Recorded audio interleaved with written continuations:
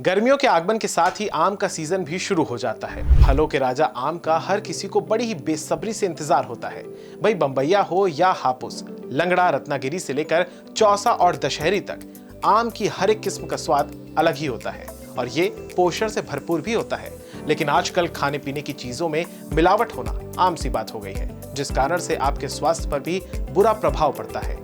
इसी को देखते हुए food safety and standard authority of India ने राज्यों और केंद्र शासित प्रदेशों को सतर्क रहने के लिए निर्देश दिए हैं। साथ ही ये भी कहा है कि जो लोग इस तरह की अवैध गतिविधियों में शामिल हैं, उनके खिलाफ सख्त कार्रवाई की जाए। बाजारों में मांग बढ़ने के कारण फलों और सब्जियों को जल्दी पकाने के लिए केमिकल का इस्तेमाल होता है।